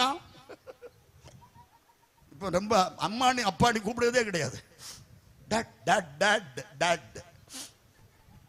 டேடிக்கு கிடையாது, டேடி கூட கிடையாது. டாட். நாங்க சில நாடுகளுக்கு போகும்போது அங்கெல்லாம் கூப்பிடுவோம் டாட். நான் டா நீ கேட்ட போல இருக்கு எனக்கு. டாட் வாடாங்க அப்படின்னா ஒரு பையன் என் பக்கத்தில் உட்கார்ந்துருக்கான். ஒரு நாட்டில் சொன்னா வருத்தப்படுவீங்க. நான் உடனே உட்காந்துருக்கேன். பையன் வரான். எனக்கு அங்கே அன்னைக்கு சாப்பாடு. டாட். நான் எனக்கு டேன்னு கேட்டு ஓடி ஒரு ஆள் வாரேன்டான்ட்டு யாரை கூப்பிட்டான்னு என்னதான் பையன் தவப்பன டேங்க. பிள்ளையா வளர்த்துருங்க. ஓவர் செல்லமும் ஓவர் இங்கிலீஷ் பீச்ச வேண்டாம். அம்மா மம்மின்னா செத்த பிரேதம்னு அர்த்தம் தெரியுமா? மம்மின்னா டெட் பாடி. மம்மி நிறைய நாள் பக்குவப்படுத்தி வச்ச மம்மி. ஒன்னு அப்படி பிள்ளை கூப்பிடுறது ஒரு நல்லாவா இருக்கு? அன்பா சொல்லுங்க மக்களே. அல்லேலூயா. இளைய குமாரனுக்கு புத்தி தெளிந்த போது எங்க அப்பா வீட்டுக்கு போவேன். ரட்சிப்பு அறியணும். எங்க அப்பாவின் பாசம் என்ன நெருக்கி ஏவுகிறது, அவருக்கு அன்பு என்ன நெருக்கி ஏவுகிறது. நான் எங்க அப்பா வீட்டுக்கு போவேன். நான் எங்க அப்பா வீட்டுக்கு போவேன். நான் எங்க அப்பா வீட்டுக்கு போவேன். எப்படி மனம் திரும்புகிற பாவி நிமித்தம் பரலோகம் சந்தோஷம். ஓடுறான். அவன் 20வது வசனம். அவன் எழுந்து புறப்பட்டு தன் தகப்பனிடத்தில் எழுந்து புறப்பட்டு தன் தகப்பனிடத்தில். அதுதான் எத்தனை கன்வென்ஷன் நீங்க வந்தாலும் சதா இன்னைக்கு நீங்க எழுந்திருக்க வேண்டிய விஷயத்தில் நீங்க எழுந்திருக்க வேண்டும் என்று கர்த்தர் சொல்லுகிறார். கரங்களை அசைத்து கர்த்தரை சொல். ஏதோ ஒரு விஷயத்தில் நீங்க எழுந்திருக்கல, எழுந்திரு. எந்த காரியத்தில் எழுந்திருக்கணுமோ அந்த காரியத்தை விட்டுட்டு எழுந்திருங்க. பற்றி கூட்டத்தை விட்டு எழுந்திரு. பிள்ளை நோஞ்சானா வர காத்தடிச்சா பறந்துருவான். செல்ல போனே அந்த அந்த அவனை தூக்க முடியாது. அந்த எரும மாட்டை தூக்க முடியுமா? அந்த பண்ணியை தூக்க முடியாது. இருந்தாலும் அவன் எருக்கலை போல வந்திருப்பான். வாழை துரும்பு போல அந்த செல்ல போனேன்னு கட்டி தூக்கினார் தெரியுமா? அல்லேலூயா. சொந்தம் என்று சொல்லிக்கொள்ள உம்மை விட சொத்து என்று அள்ளிக்கொள்ள உம்மை விட இன்னைக்கு மனம் திரும்புகிற பாவி நிமித்தம் கர்த்தர் சந்தோஷப்படுகிறார். தகப்பன் இறங்கி வருகிறார். என் தகப்பன் ஓடி வருவார் என்றவருக்கு நிச்சயம் உண்டு. என் மகன் வருவான் என்றவருக்கு நிச்சயம் உண்டு. பவுல் சொல்றான், நான் நிச்சயம் இல்லாதவனாக ஓட மாட்டேன். வந்த மகனுக்கு பாதரட்சை என்ன, ட்ரெஸ் என்ன, முத்திரை மோதிரம் என்ன, கொளுத்த கண்டு என்ன, சாப்பாடு என்ன. சோதரம் 15:28 சொல்லுது, மூத்த குமாரன் கோபமடைந்து, அப்பொழுது அவன் கோபமடைந்து உள்ளே போக மனசு இல்லாதிருந்தான். மூத்த குமாரன் வருகிற தகப்பன் ஓடி வந்து சொல்றான், மகனே தம்பி வந்திருக்கான் வா, செத்து போன வந்திருக்கான் வா, காணாம போன தம்பி வந்திருக்கான் வா, தம்பி மனம் திருப்பி வந்திருக்கான் வா கூப்பிட்டான். அவன் சொல்றான், அவன் அத்தனை சொத்துக்களை வேசிகளிடத்தில் அழித்து போட்டாரே, அவன் திரும்பி வந்ததுக்கு இவ்வளவு சந்தோஷம் கொண்டாடுகிறா, நான் என் ஃப்ரெண்ட்ஸ்மாரோட ஜாலியா இருக்கிறதுக்கு ஒரு ஆட்டுக்குட்டியை கேட்டேனே, அதை தந்தீரா? மூத்தவனுக்கு எண்ணமெல்லாம் ஆட்டுக்குட்டிக்கு கவனத்தில் இருந்திருக்கு, மனம் திரும்ப இஷ்டம் இல்லை. உன்னுடைய எல்லாமே உன்னுடையதா இருக்கிறது என்று தகப்ப சொன்னார். அந்த வார்த்தைகளை கேட்டுக்கொண்ட தெய்வ ஜனமே, பாவம் தகப்பனே உமக்கு விரோதமாகவும் பரலோகத்துக்கு விரோதமான பாவம் செய்தேன் என்று இளையகுமாரன் கதறி அழுதான். நான் பாவம் செய்தேன், பாவத்தின் சம்பளம் மரணம் என்பது எனக்கு நல்லா தெரியும், நான் செத்திருப்பேன் எனக்கு நல்லா தெரியும், ஆனாலும் உம்மிடத்தில் இரக்கம் உண்டு, கிருபை உண்டு, நான் உம்மிடத்துல வந்தேப்பா, என்ன மன்னிங்கப்பா, என்ன மன்னிங்கப்பா.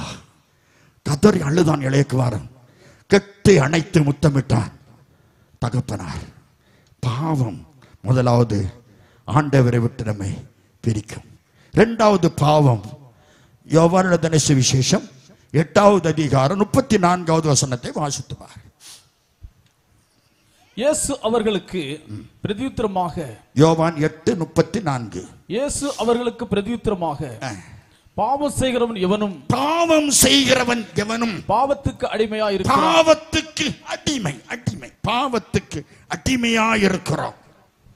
யார் பாவம் செய்தாலும் சரிதான், அவன் பாவத்துக்கு அடிமை. பீடிக்கு ஒரு அடிமையானால் பீடியை அவனை அடிமைப்படுத்திவிடும், சிகரெட் அடிமைப்படுத்திவிடும், பொடி இந்த மயக்க சாதனங்கள் உன்னை அடிமைப்படுத்திவிடும். அடிமை. சிலவங்களுக்கு அடிமை அரட்டை அடிப்பது, சிலவங்களுக்கு அடிமை மொபைலுக்கு அடிமையானால் அது அடிமைப்படுத்திவிடும். பாவம் செய்கிறவன் பாவத்துக்கு அடிமை. பிரசங்கி 9:12 சொல்கிறது, பிரசங்கி 9:12, நான் காலத்தை மனுஷன் அறிய, தன் காலத்தை மனுஷன் அறியான், மச்சங்கள் கொடிய வலையில் அகப்படுவது போல, மச்சங்கள் நல்ல கவனி, மச்சங்கள் கொடிய வலையில் அந்த மீன்கள் அகப்படுவது போல, குருவிகள் கண்ணியில் பிடிபடுவது போல, குருவிகள் கண்ணியில் பிடிபடுவது போல, மனுபுத்திரர் பொல்லாத காலத்திலே சடுதியிலே தங்களுக்கு நேரிடும் ஆபத்தில் அகப்படுகிறார்கள். பாவம் உன்னை அடிமைப்படுத்திடும். பாவத்தை பச்சை தண்ணீரை போல நீ குடிக்கலாம், பாவம் சும்மா ஈஸியா இருக்கு, பரவாயில்ல பரவாயில்ல பரவாயில்ல என்று சொல்லிக் கொண்டிருக்கலாம், பாவம் உனக்கு லகுவாக தோன்றலாம். ஆனால் பாவத்திற்கு நீ அடிமையாகும் போது பாவம் உன்னை அழித்துவிடும். வலையில சிக்கக்கூடியவனை போல, வலையில சிக்கக்கூடியவனை போல நீ சிக்கிக் கொள்வாய், வெளியே வர முடியாதபடி சத்துருவனை அமைக்கி போடுவான். பைபிள் சொல்றது, வலையில் சிலந்தி வலை அப்படியே அங்கங்கயா நம்ம வீட்டில் சிலந்தி வலை வீசி இருக்கிறோம். நம்ம பாப்போம், இது ஏண்டா சிலந்தி இப்படி வலை வீசி இருக்கிறதுன்னு சொல்லி பார்த்தால், இந்த சிலந்திக்கு தேவையான புழு பூச்சிகள் அதில் வந்து விழும்போது அது நீளமான தன்னுடைய கொடிய அந்த அரும்பு போன்ற தன்னுடைய உறுப்பை வைத்து அப்படியே பிடித்து இழுத்து வைத்து உறிஞ்சி விடுமா ரத்தத்தை. சிலந்தி அழிப்பது போல ஒருவனுடைய பாவம் ஒருவனுக்குள் இருக்குமானால் பைபிள் சொல்லுது அடிமைப்படுத்தி விடும். இன்ஜெக்ஷன் விஷ ஊசி போட்டது மாதிரி, ஸ்லோ பாய்சன் மாதிரி அடிமை. அடிமை. டீ குடிக்கிறவங்க டீக்கு அடிமை, காஃபி குடிக்கிறவங்க காஃபிக்கு அடிமை, மதுபானம் குடிக்கிறவங்க மதுபானத்துக்கு அடிமை. அழுது கதறி தேவனிடத்தில் வரும்போது 2 பேதுரு 2வது அதிகாரம் 13வது வசனத்தை வாசிக்கும் போது, 2 பேதுரு 2வது அதிகாரம் 13வது வசனத்தை வாசிப்போமேயானால்,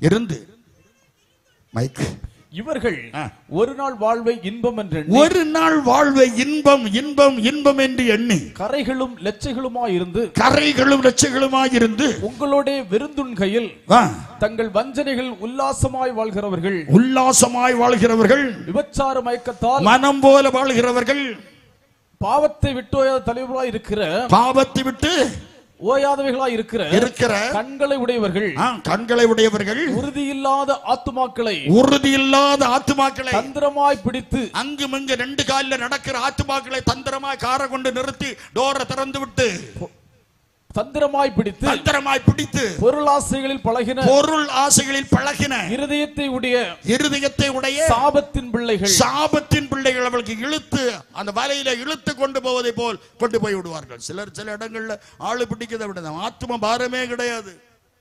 அழுது கதறி ஒரு ஆத்மாவுக்காக பல மணிக்கு அழுது கதறி ஜெபத்தில் நின்று ஒரு ஆத்மா எப்படியாவது ரட்சிக்கப்பட வேண்டும், என் சபையில ஒரு ஆத்மா இந்த மாசம் வந்துடணும், எப்படியாவது இந்த மாசம் எனக்கு ஒரு ஆத்மா கிடைக்கும் என்று அழுது கதறுகிறது தேவ கிருபை.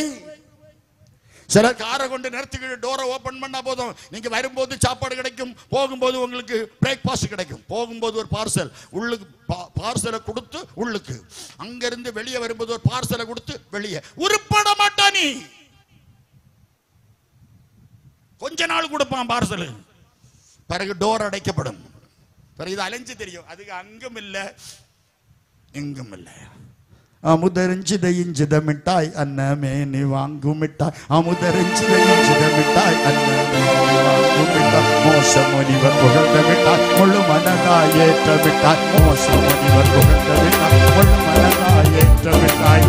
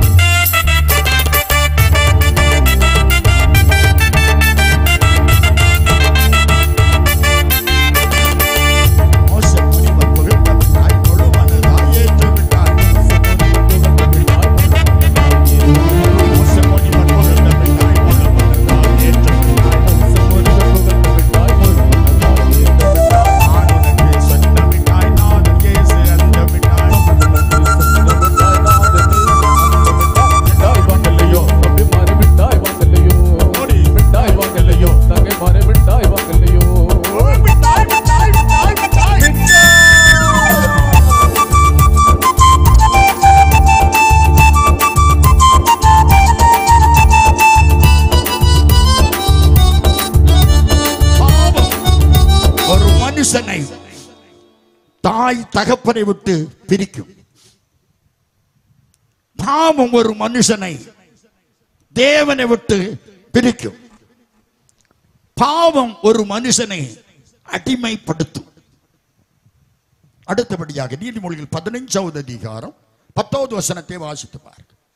தன் வழியை விட்டு விலகுகிறவன் புத்திமதி விசனமா இருக்கும்.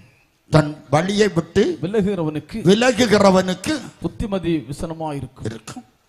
பாவம் ஒரு மனுஷனுடைய கண்களை குருடாக்கி விடும். எந்த புத்திமதியும் ஏற விடாது. எந்த ஆண்டவன் நினைவைக்கு போ என்றார், அவன் தர்சீசுக்கு போனான். யோனா ரூட்டு மாறி போறான். தன் வழியை விட்டு விலகிறவனுக்கு புத்திமதி விசனமாயிருக்கு. மனுஷனுக்கு செம்மையாய் தோன்றுகிற வழி உண்டு, முடிவு மரணம். நான் இதுல போனா எனக்கு நல்லது என்று மனுஷன் நினைக்கிறான். இல்ல, மனுஷனுடைய வழி அவனுக்கு மரணம் என்று வேதம் சொல்கிறது. மனுஷன் தன் வழியில் போனால் அவனுக்கு நிச்சயமாக மரணம். கர்த்தருடைய வழி உத்தமனுக்கு அரண். ஆண்டவருடைய வழியில் வரணும்.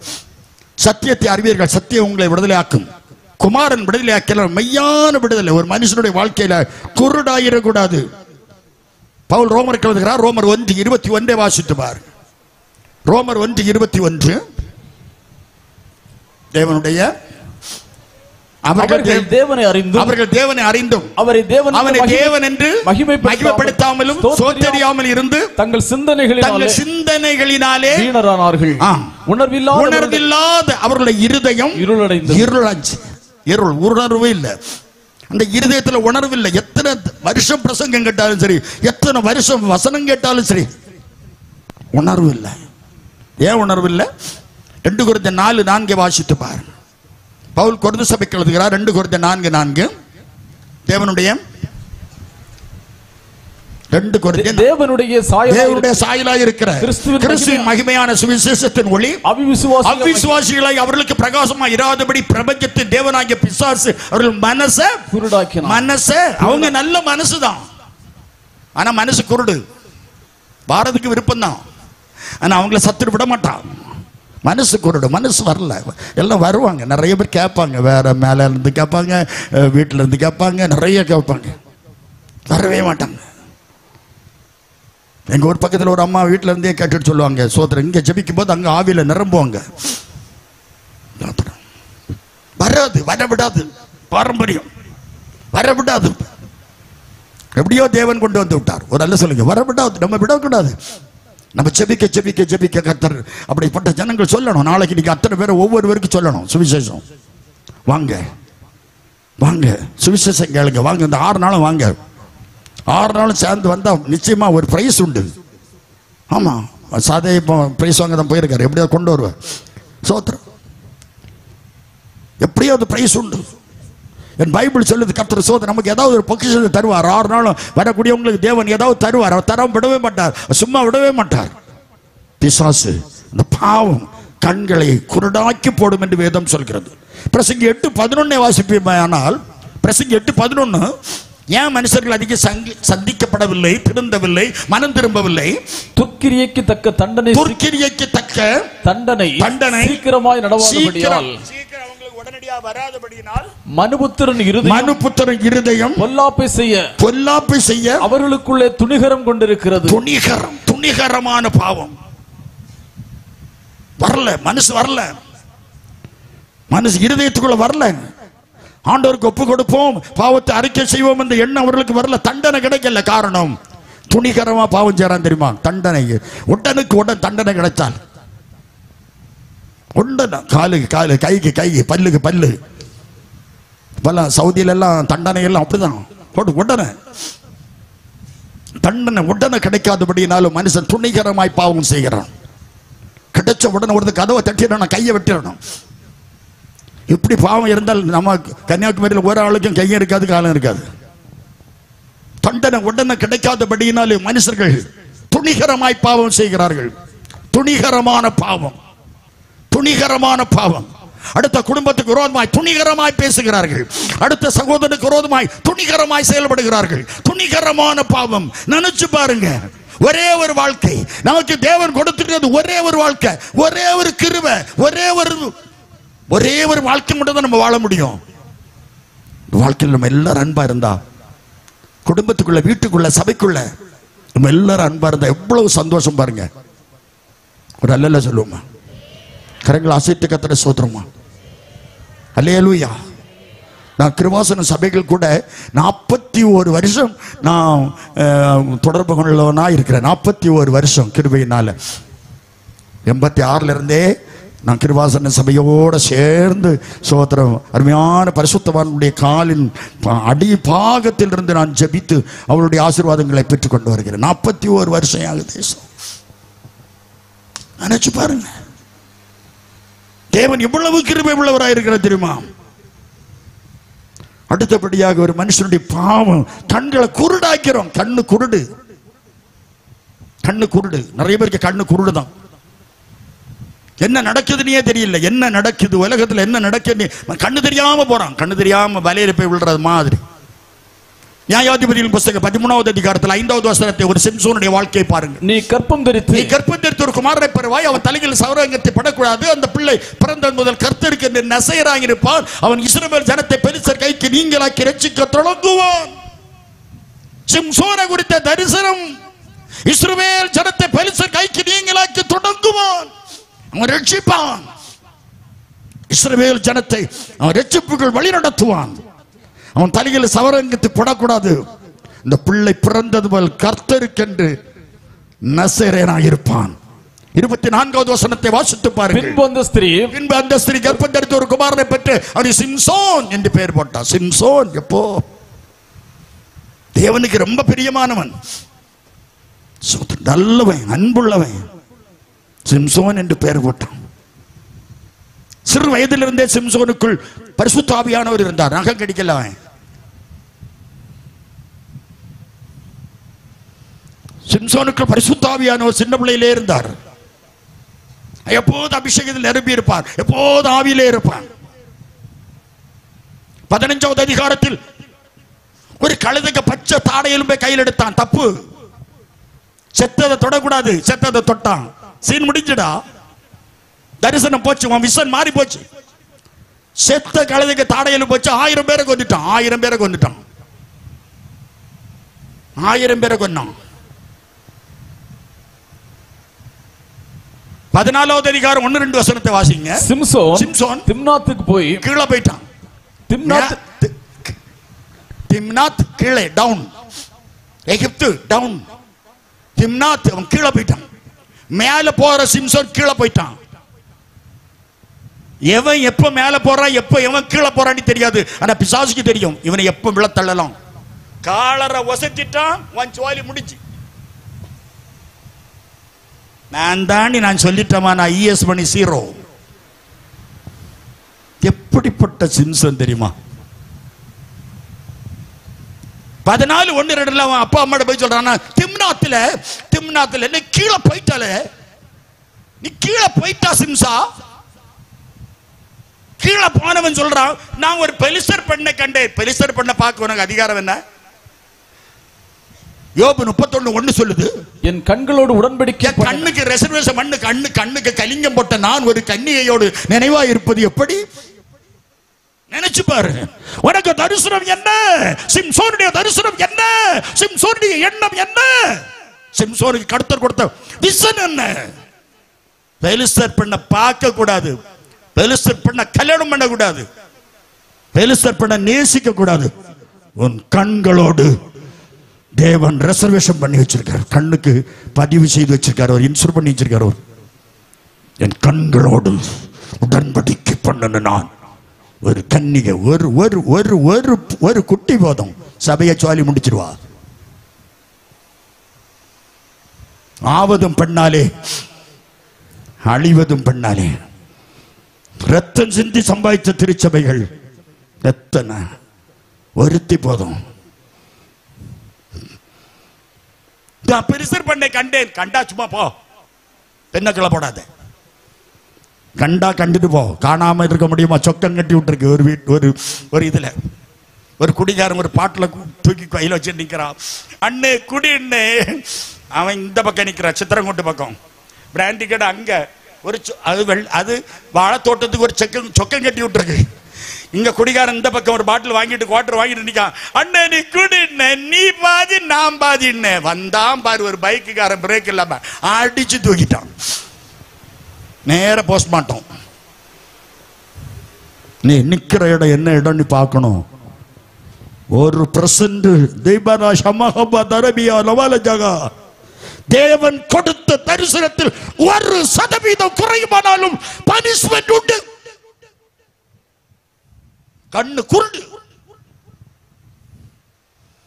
16:1 நியாயாதிபதிகள் 16:1. சிம்சோன் காசாவுக்கு போய் அங்கே ஒரு வேசியை கண்டு போலாமா, மனைவி வீட்டுக்கு போனான். மனைவி வீட்டுக்கு போறவன் வேசி வீட்டுக்கு போயிட்டான். ரூட்டு தப்பு.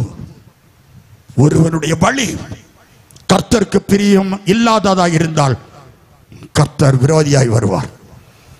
என்னாகும் 22:32 பிலேயாமுக்கு பரிசுத்தாவியார் சொல்றார், உன் வழி எனக்கு மாறுபாடா இருக்கிறதுனால் நான் உனக்கு எதிரியாக புறப்பட்டு வந்தேன் உருவின வாளோடு.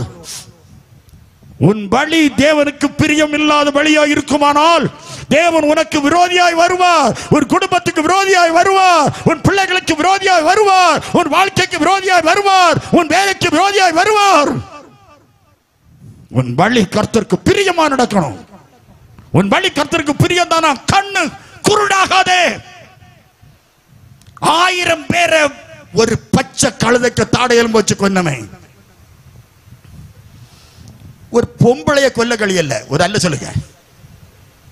அவ தினம் அவன மடியில கிடத்தி நெருக்கி குரல் விலையை நெருக்கி சிலவ பைக்ல போற போது புருஷனுக்கு கழுத்தை கட்டு, கழுத்தை நெரிக்காத. உனக்கு டான்ஸ் பைக்ல இல்ல, பம்பா புருஷனை கொல்லாத. ஒருத்தி பாவி கொன்னுட்டா. பைக்கு இப்ப போற பைக்கு நேரா இல்ல, பின்னால ரொம்ப வளைஞ்சிருக்கு. இவ வளைஞ்சு இருந்தா, இவ போட்டான் பிரேக்கு, போறா முன்னுக்கு. மனைவிமார வண்டியில வச்சுட்டு டான்ஸ் ஆடாத.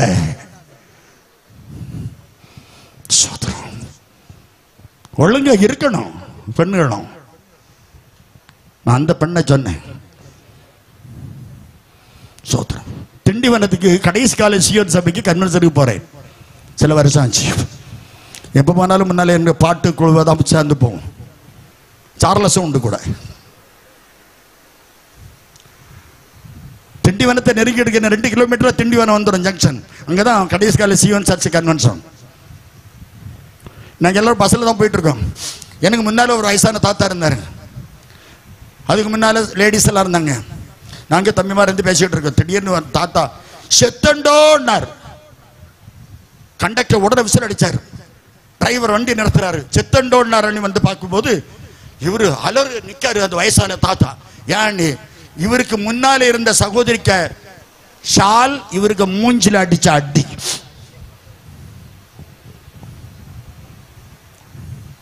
காத்துல இவ பறக்க விட்டுட்டா. பாவப்பட்ட வயசான தாத்தா செத்தண்டோன்னார். சிரிப்புன்னு சொன்னா அது அமர்வதற்கு 1/2 மணிக்கூர் ஆச்சு. நான் கண்டக்டர் டிரைவர்கிட்ட சொன்னேன், அண்ணே எங்களுக்கு கன்வென்ஷனுக்கு நேரம் ஆச்சு, சீக்கிரத்தில் வண்டி போட்டு. தேவனுடைய பிள்ளைகள் கண்ணு குருடாவனுக்கு நான் நிறைய நாட்டில் பார்த்திருக்கேன். நிறைய நாட்டில் பார்த்துக்கிட்டு வரேன்.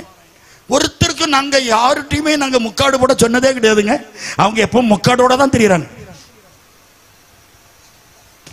தப்பி தவறி சில நாட்டில் மூஞ்சிய பார்க்கவே முடியாது. கண்டுதான் 2 கண்டு பார்க்கலாம். லாங்கா கண்டு போல ஒரு அல்லல சொல்லிக்கலாம். பைபிள் சொல்லுது கண்ணு குருடு. நீ 16:1 வேசி வீட்டில் படுத்தான். தினம் அவனை நெருக்கி ரகசியத்தை கேட்டார். பகல பார்த்து பேசு, ராத்திரி அதுதானும் பேசாத. பொம்பளைகள் உள்ள வீட்டில் ரகசியத்தை சொல்லாத. காரணம் முன்னாலேயாவது 10 வீடு கதவு தட்டியாவது சொல்லிட்டு வருவா. இப்ப அப்படி இல்லை, மொபைல்ல இருந்தே சொல்லிடுவா. 100 பேருக்கு 1000 பேருக்கு ஒரு கிளிக் பண்ணா போதும் போயிடும். கிரியைகளை இல்லாத விஷயங்களை உன் போன்ல இருந்து ஒரு மிஸ்டு கால், ஒரு வீணான வார்த்தை வெளியே போய் ஒரு ஆத்துமா கெடுமானால் உன்னை கர்த்தர் விடவே மாட்டார். இந்த வேலைப்படலாம் பெண் பிள்ளைகள் வைக்காதுங்க. அடிச்சு உடங்க. இன்னைக்கு கன்வென்ஷன் முடிஞ்சு வீட்டுக்கு போனது, எனக்கு இந்த போன் வேண்டாம். ஒரு சகோதரிட்ட கேட்டேன், ஏன் இப்ப இதெல்லாம் வச்சு? ஏனோக்கும் எலியாவும் வீதியிலே வருவார்களாம். இவ பார்க்கணுமா? ஒரு அல்ல சொல்லுங்க. ஏனோக்கும் எலியாவும் வீதியில வாரதுக்கு முன்னே இவ வீதியில வந்துருவா. வேதம் சொல்கிறது குருடாயிரக்கூடாது, நம்ம விழிப்புழா இருக்கணும். எபேசியர் 5வது அதிகாரம் 14வது வசனம். ஆகையால் தூங்குகிறதை விழித்து மரித்தோரை விட்டு எழுந்திரு, அப்பொழுது கிறிஸ்து உன்னை பிரகாசிப்பிப்பார் என்று சொல்லி இருக்கிறாரே. லூக்கா 11வது அதிகாரம் 33வது வசனத்தை வாசித்து பாருங்க.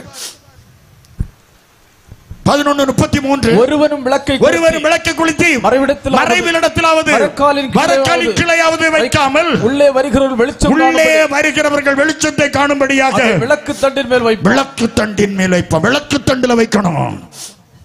பிலிப்பியர் 2வது அதிகாரம் 14வது வசனத்தை வாசித்து பாருங்கள். பிலிப்பியர் 2:14 நான் வீணாக ஓடினது வீணாக பிரயாசப்பட்டதும் இல்லை என்கிற மகிழ்ச்சி கிறிஸ்துவினால் எனக்கு உண்டாயிருக்கும் பொருட்டு ஜீவ வசனத்தை பிடித்துக் கொண்டு உலகத்தில் சுடர்களை போல பிரகாசிக்கணும். குருடரை போல அல்ல, குருடியை போல அல்ல. பிசாசு உன்னை குருடனாக்குவான். 1000 கழுதை தடையை எரிந்து வைத்து 1000 பேரை கொன்ன சிம்சன் ஒரு பெண்ணை கொல்ல அவனால முடியல. அவளால 16:20 பரிசுத்தாவி அவனை விட்டு போயிட்டாரு. அவன் பலன் இழந்தான். 16:21 தொடர்ந்து வாசிக்கும் போது அவன் கண்கள் பிடுங்கப்பட்டது. பெலிஸ்தர் அவனை பிடித்து கண்களை பிடுங்கி விட்டார்கள். குருடு பாவம் குருடாக்கும். பாவம் உன் கண்களை குருடாக்கும். கண்களை நிச்சய குருடாக்கும். மாம்சத்தின் நிச்சய குருடாக்கும். ஜீவனத்தின் பெருமை குருடாக்கும். சபையே, நீ குருடனாய் குருடியாய் அலையாத. பாவம் உன்னை குருடனாக்கிவிடும். ஏசாயா அடுத்தது 57:2 வாசித்து பாருங்க. ஏசாயா 57:2 நேர்மையாய் நடந்தவர்கள் சமாதானத்துக்குள் பிரவேசித்து தங்கள் படுக்கைகளில் இளைப்பாறுவார்கள். பாவத்தில் வாழ்ந்தவர்களுக்கு சமாதானம் இல்லை, துன்மார்க்கனுக்கு சமாதானம் இல்லை என்று கர்த்தர் சொல்கிறார். ரட்சிக்கப்படாதவனுக்கு சமாதானம் இல்லை, அபிஷேகம் பெறாதவனுக்கு சமாதானம் இல்லை, மனம் திரும்பாதவனுக்கு சமாதானம் இல்லை, பாவத்திலிருந்து விடுதலை பெறாதவனுக்கு சமாதானம் இல்லை. கொலோசியர் 1:20 வாசித்து பாருங்கள். சமாதானத்தை கொடுக்க ஒரே ஒரு தெய்வம் இயேசு. சமாதானத்தை கொடுக்கிற ஒரே ஒரு தெய்வம் நான் பிரசங்கிக்கிற இயேசு மாத்திரமே. சமாதானத்தை கொடுக்கிற ஒரே ஒரு தெய்வம் என் ஆண்டவராகிய இயேசு கிறிஸ்து மாத்திரமே. இன்று உனக்கு சமாதானத்தை தருவதற்கு அவர் விரும்புகிறார். சமாதானம். ஏசாயா 48:22 வாசித்து பாருங்கள். ஏசாயா 48:22 எடுத்தவங்க உடனே வாசிங்க.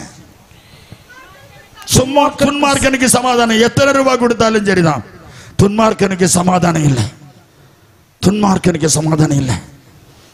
அழுதிருப்பான், கதறி இருப்பான், கண்ணீர் வடித்திருப்பான், சமாதானம் இல்லை. கடைசியாக ஒன்றை சொல்ல விரும்புகிறேன். பாவத்தினால நோய்கள் வரும். பாவத்தினால நோய்கள். கண்ணு குருடாகலாம், நோய் உனக்கு வரலாம். யோவான் எழுதின சுவிசேஷம் 5வது அதிகாரத்தை புரட்டி பாருங்கள். யோவான் 5வது அதிகாரம் 1 வாசிக்கும் போது இவைகளுக்கு பின்பு என் ஆண்டவராகிய இயேசு கிறிஸ்து யூதருடைய பண்டிகை வந்து வந்தது. அப்பொழுது இயேசு கப்பர்நகமுக்கு போனார். எபிரேய பாஷையிலே பெதஸ்தா என்ற ஒரு குளம் இருந்தது. அங்கு 5 மண்டபங்கள் உண்டு. கூனு, குருடு, நொண்டி, சப்பானி, சூம்பன உறுப்பினர்கள் அங்கே இருந்தார்கள். ஏனெனில் சில சமயங்களில் தேவதூதன் வருவன் வந்து அந்த குளத்தை கலக்கென்று கலக்குவான். அவன் கலக்கி கரையேறின பின்பு எவன் முந்தி இறங்குவானோ, யார் முந்தி இறங்குவாளோ அவர்கள் எப்பேற்பட்ட வியாதியஸ்தராக இருந்தாலும் சுகம் பெறுவார்கள். 38 வருஷம் கேட்பாரற்று ஒருவன் கிடக்கான். 38 வருஷம் நாதியற்றவன் கேட்பாரற்று கிடக்கிறான். யாரும் அவனை கவனிக்கவில்லை, யாரும் அவனை பார்க்கவில்லை, யாரும் அவனை பராமரிக்கவில்லை, யாரும் அவனை உபசரிக்கவில்லை. யோவான் எழுதின சுவிசேஷம் 5வது அதிகாரம் 6வது வசனத்தை புரட்டி பாருங்கள். படுத்திருந்த அவனை இயேசு கண்டார். இந்த உலகத்தில் யாரும் பார்க்க முடியாது. படுத்து கிடக்க படுத்த படுக்கையா 38 வருஷம் படுத்து கிடக்கிறான். படுக்கை அவன் ஒன்றாக கிடந்திருக்க மூடி கொண்டு கிடந்திருப்பான். பக்கத்தில் சுத்தி நாய்கள் கூட்டம் இருந்திருக்கலாம். யாரோ ஒருவர் கொண்டு வைத்த ஆகாரம் அங்கு சிதறி கிடந்திருக்கும். யாரும் அவனை பார்க்க வரவில்லை. என் இயேசு கிறிஸ்து அவனை பார்க்க வந்தார். தெரியுமா? நீ எப்படிப்பட்ட வியாதியோடு வந்திருந்தாலும் சரி, என் அருமை சகோதரனே, சகோதரியே, என் அருமை தாயை, தகப்பனே, இன்றைக்கு கர்த்தர் உங்களை தொட்டு குணமாக்க போகிறார். உங்களை பார்க்க இயேசு வரப்போகிறார். உங்களை பார்க்க இயேசு வரப்போகிறார். உங்களை கரங்களை தட்டி உங்களை பார்க்க இயேசு வரப்போகிறார். உங்களை பார்த்து குணமாக்க போகிறார். உங்களை பார்க்க தேவன் விசாரிக்க வரப்போகிறார். உங்களை மனுஷர் விசாரிக்க வேண்டாம், தேவன் உங்களை விசாரிக்க வரப்போகிறார். எப்பேற்பட்ட வியாதியாக இருந்தாலும் விடுதலை கொடுக்க என் தேவனால் முடியும். எப்பேற்பட்ட வியாதியாக இருந்தாலும் அற்புதம் செய்ய என் தேவனால் முடியும்.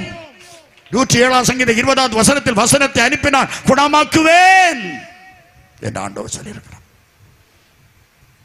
படுத்திருந்தவனை இயேசு கண்டு, நீ அவன் வெகு காலமாக வியாதியஸ்தன் என்பதை கண்டு நீ சொஸ்தமாக வேண்டும் என்று விரும்புகிறாயா என்று கேட்டார். அதற்கு அந்த வியாதியஸ்தன், ஆண்டவரே, தண்ணீர் கலக்கப்படும் போது, இஸ்ரவேலின் தேவனே, தண்ணீர் கலக்கப்படும் போது விடுதலை கொடுக்கிற தேவனே, தண்ணீர் கலக்கப்படும் போது அற்புதம் செய்கிற தேவனே, அதிசயம் செய்கிற தேவனே, தண்ணீர் கலக்கப்படும் போது எனக்கு விடுதலை தர போகிற தேவனே, தண்ணீர் கலக்கப்படும் போது சுகம் கொடுக்கிற தேவனே, தண்ணீர் கலக்கப்படும் போது சமாதானம் கொடுக்கிற தேவனே, தண்ணீர் கலக்கப்படும் போது விசாரிக்க வந்த தெய்வமே, தண்ணீர் கலக்கப்படும் போது, தண்ணீர் கலக்கப்படும் போது என்னை குளத்தில் கொண்டு போய் விடு, குளத்தில் கொண்டு போய் விட ஒருவர் தனிமையின் பாதையில் தகப்பனே உம் தோளில் சுமந்ததை நான் மறப்பேனோ, சுமந்ததை நான் மறப்பேனோ, தனிமையின் பாதையில் தகப்பனே உம் தோளில் சுமந்ததை நான் மறப்பேனோ, சுமந்ததை நான் மறப்பேனோ. கரைகளை தடிபடுவோம். எத்தனை அன்பு என்மே, எத்தனை பாசம் என்மே, சொல்லுங்க. எத்தனை அன்பு என்மே, எத்தனை பாசம் என்மே, இதற்கு ஈடு என்ன தருவேனா, இதற்கு ஈடு என்ன தருவேனா, இதற்கு ஈடு என்ன தருவேனா. 32 வருஷம் படுத்து கிடக்கிறேன், எனக்கு நாதி இல்ல, எனக்கு யாரும் இல்ல, என்ன குளத்திலே கொண்டு போய் விட யாரும் இல்லை ஆண்டவரே. என்னாலதான் என்ன குளத்துல கொண்டு போய், அவனுக்கு வீடு உண்டு, வாசல் உண்டு, எல்லாம் உண்டு. ஆனால் எல்லாம் இருந்தோம் யாரும் பார்க்க வரவில்ல. ஒரு நாள் நெய்யூர் ஹாஸ்பிட்டல்ல ஒரு அருமையான தம்பி ஹாஸ்பிட்டல்ல கேட்பாரட்டு கிடந்தான். அவனை தீவிர சிகிச்சையில் வைத்து அங்குள்ள டாக்டர்ஸ் கவனித்தார்கள். பழைய பெரிய டாக்டர்ஸ் அங்கே இருந்த காலம். அந்த பையனை ஒரு தனி ஒரு செல் மாதிரி ஒரு இடத்தை வைத்து ஒரு ரூமுக்குள்ளே வைத்து பார்த்தார்கள். அவனுக்கு பயங்கரமான வைரஸ். அவன் ரொம்ப ட்ரீட்மெண்ட் கொடுத்து கொண்டிருக்கிறார்கள், ஆக்சிஜன் செலுத்தி கொண்டிருக்கிறார்கள். அப்போது ஒரே ஒரு நர்ஸ் அவனுக்கு இத்தனை ஆசிட் வந்து ட்ரீட்மெண்ட் பண்ணுவாங்க, ஆகாரம் கொடுப்பாங்க, அவனுக்கு இன்ஜெக்ஷன்லாம் கொடுப்பாங்க, மெடிசின்ஸ் எல்லாம் கொடுப்பாங்க. அந்த பையன் ஆண்டவரை அறியாத ஒரு பையன். அவன் சொல்கிறான், அக்கா எனக்கு ஒரே நம்பிக்கை இருக்குக்கா, எனக்கு எல்லாரையும் ஒருவேளை எனக்கு விசித்திரமான பெயர் இருக்கலாம்க்கா, ஆனால் நான் இயேசு கிறிஸ்துவை சொந்த ரட்சகராக ஏற்றுக்கொள்கிறேன்க்கா, இயேசு கிறிஸ்து தான் எனக்கு விடுதலை தருவார் என்று நான் விசுவாசிக்கிறேன்க்கா. அக்கா எனக்கு ஒரு ஆசைக்கா. என்ன தம்பி, உனக்கு என்ன வேணும் சொல்லு தம்பி. இதை டாக்டர் கேட்டுக்கொண்டே இருந்தாராம். என்ன தம்பி உனக்கு என்ன வேணும் தம்பி, நான் எது வேணாலும் நான் வாங்கி கொடுக்குறேன் என்று அந்த சகோதரி சொன்னார்களாம். அவன் சொன்னானா, அக்கா நீங்க எனக்கு வாங்கி கொடுக்கவே முடியாதுக்கா, ஆனா என் தேவனுக்கு என்று என்னால் எப்படியாவது ஒரு ஆத்மாவை கொடுக்க வேண்டும் என்று எனக்கு ஆசையா இருக்குக்கா என்று சொன்னாராம். அழுவானாம், கதறுவானாம். டாக்டர் நர்ஸ்கிட்ட சொன்னானாம், என்ன 3 நாளைக்குள்ள அவன் இறந்துருவான், 3 நாளைக்குள்ள இந்த பையன் இறந்துருவான். பேர் முருகன், நெய்யூர் ஹாஸ்பிட்டல்ல. அவன் யாரும் கவனிக்காத முறையில் அவனை யாரோ சொந்தக்காரங்க ஹாஸ்பிட்டலில் கொண்டு போட்டு போயிட்டாங்க. அழுதுருப்பான், கதறினான், கண்ணீர் வடித்தான். 3 நாட்கள் அழுது அழுது அழுது அழுது அழுது எனக்கு ஒரு ஆத்மா வேணும், நான் சாகிறதுக்கு முன்னால எனக்கு ஏசப்பா என்னை கூப்பிட்டாங்கக்கா, நான் ஏசப்பா கிட்ட கையை பிடிச்சிட்டே இருக்கேன் சில சமயங்களில், வா வான்னு கூப்பிட்றாங்க, எனக்கு ஒரு ஆத்மா இப்பயாவது வேணுக்கா. அழுதானாங்க, கதறின போது இன்னும் சில நிமிஷங்கள்ல அவன் இறந்துருவான். அந்த டைம்ல அந்த அவனுக்கு ட்ரீட்மெண்ட் கொடுத்த நடராஜன் என்ற ஒரு பெரிய டாக்டர், MS ஒரு MD அங்கே இருந்திருக்கிறார் அந்த டைம்ல சில வருஷங்களுக்கு முன்பாக. அவர், தம்பி இயேசு கிறிஸ்துவை நான் சொந்த ரட்சகராக ஏற்றுக்கொள்றேன்ப்பா, நீ சொல்லக்கூடிய இந்த ஒன்றை நீ இங்கிருந்து உனக்கு ட்ரீட்மெண்ட் கொடுத்த அந்த நாட்களில் பார்த்த கிரியையிலிருந்து இயேசுதான் உண்மையான தெய்வம்னது நான் ஏற்றுக்கொள்கிறேன் என்று சொல்லி அந்த டாக்டர் ஒப்பு கொடுத்து அவன் கையை பிடித்த போது அவன் உயிர் பிரிந்ததாம். என் அருமை தாய் தகப்பனே, எங்கோ கடந்து கேட்பார்த்து கிடந்த ஒரு முருகன் என்ற நெய்யூர் ஹாஸ்பிட்டலில் படுத்திருந்த ஒரு தம்பி, ஒரு நடராஜன் என்ற ஒரு டாக்டரை ஆதாயப்படுத்த முடியுமானால் நீங்களும் நானும் இன்னும் குருட்டு பார்வை உடையவர்களாக இருக்கிறோம், இன்னும் குருடராக இருக்கிறோமா, இன்னும் குருட்டு ஜனமாயிருக்கிறோமா? நம்முடைய கண்கள் குருடாக்கப்பட்டிருக்கிறதா? இயேசுவுக்காக, உலகத்து இரட்சகருக்காக நாம் என்னத்தை செய்தோம்? அழுத்து கதறினா. வேதம் சொல்கிறது, பாவத்தால் இந்த உலகத்தில் ஒருத்தருக்கு சமாதானம் இல்லை. அன்றைக்கு அவனுக்கு சமாதானத்தை கொடுத்த கர்த்தர், அந்த தம்பிக்கு சமாதானத்தோடு அவன் நித்திரை பண்ணினானா. அந்த டாக்டர் பல வருஷம் ஆண்டவரோட நாமத்தை பற்றி மகிமைப்படுத்தினாராம். பாவத்தினால் குருடாக்கப்பட்டு விடக்கூடாது. பாவம் வியாதியை கொண்டு வந்தது. ஆனால் இந்த வியாதியிலிருந்து விடுதலை பெற்ற போது இயேசுவனை ரட்சித்து அவன் ஆத்துமாவை ரட்சிப்புக்கு வழி நடத்தினான். எழுப்பியிருப்போமா? பாவம் உனக்கு வியாதியை கொண்டு வரும். பாவம் சமாதானத்தை எடுத்து போடும். பாவம் உன் கண்களை குருடாக்கும். பாவம் உன்னை அடிமையாக்கும். பாவம் ஆண்டவரை விட்டு உன்னை பிரித்து போடும். பாவம் உன் குடும்பத்தை விட்டு உன்னை பிரித்து போடும். பாவம் செய்கிற ஆத்மா இன்றே நீ பாவத்திலிருந்து விலகி எனக்கு பெரிய ஒரு அற்புதத்தை செய்கிற ஆண்டவராய் இயேசு கிறிஸ்துவுக்கு ஒப்பு கொடுப்பாயானால் இன்று உனக்கு சமாதானத்தை கொடுக்க இயேசு வல்லவராய் இருக்கிறார்.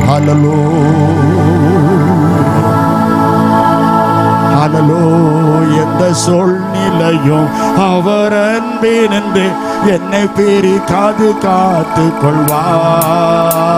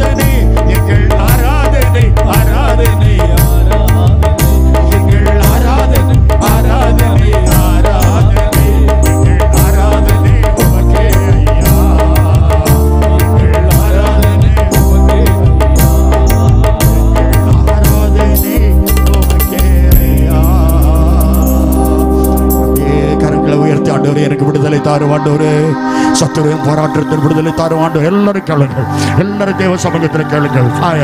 தேவ வல்லமை இறங்கி வருகிறது. வானத்துக்கும் பூமிக்கும் சர்வ அதிகாரம் உள்ள இயேசுவின் நாமத்தில் நான் ஜெபிக்கிறேன். சகல வியாதிகளை அப்புறப்படுத்துவீராக, சகல வியாதிகளை அப்புறப்படுத்துவீராக, சகல பிரச்சனைகளை மாற்றுவீராக. சமாதானம் இல்லாதபடி இந்த இடத்திலே கடந்து வந்த பிள்ளைகளுக்கு ஆண்டவர் சமாதானத்தை கொடுப்பீராக. இயேசு விடுதலை கொடுக்கிறார். இயேசு சமாதானத்தை கொடுக்கிறார். இயேசுவின் மீது கர்த்தருடைய வல்லமை இறங்கி வருகிறது. இயேசு கிறிஸ்துவின் வல்லமை இறங்கி வருகிறது. அவருடைய கரமனை தொடுவதை பார்க்கிறேன். அற்புத சுகம் பெற்ற அனைத்து மக்களையும் சாட்சியாக மாற்றும் ஆண்டவரே. இன்று எனக்கு இந்த இயேசு எனக்கு இந்த இயேசு எனக்கு போதும், எனக்கு இந்த இயேசு போதும் என்று சொல்லக்கூடியவர்கள் ஆண்டவரே உம்மை நோக்கி பார்க்கும் போது இந்த பிள்ளைகளுக்கெல்லாம் ஒரு அற்புத விடுதலையை கற்றுக் கொடுக்கிறார். பாவத்தின் சம்பளம் மரணம். ஆண்டவரே, யார் அந்த பாவத்தில் ஜீவித்து விடாதபடி தன் பாவங்களை மறைக்கிறோம் வாழ்விடைய மாட்டான். அறிக்கை செய்து விட்டு விட இறக்கம் வருவது போல அறிக்கை செய்து விட்டுவிட உதவி செய்யும். இரக்கத்தை கொடும், சமாதானத்தை கொடும், விடுதலையை கொடும், ரட்சிப்பை கொடும். இயேசுவின் நாமத்தில் ஜெபிக்கிறோம் நல்ல பிதாவே.